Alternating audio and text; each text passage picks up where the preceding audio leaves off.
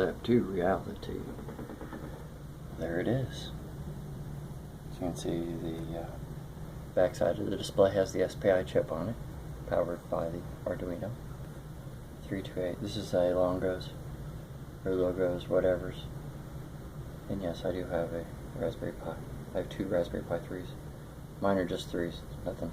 I've had them for a good while. I used to use them to track all the airplanes in a particular place, but yeah, we are now officially working, and that's the de Havilland one. Just running TNLs off the air park, and to show you that it works, I got her. You can hear the aircraft going, and you can see commanded throttle works. Everything does.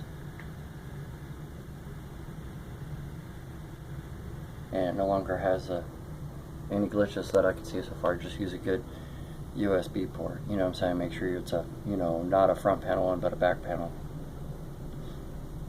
But yeah, from concept to reality, done. So yes, I'll put up the code later on, make a WordPress page about it.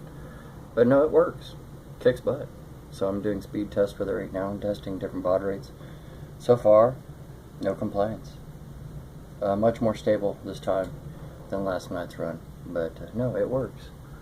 Like I said, it helps fly, so that way I can record that aircraft with OBS.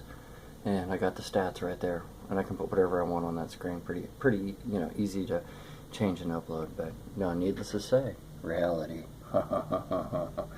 Xplane pumping UDP data to a local host port, picking it up and then shooting it down a COM port, Arduino COM port, and pushing it via SPI to 595, 74, 595, high speed, and it works.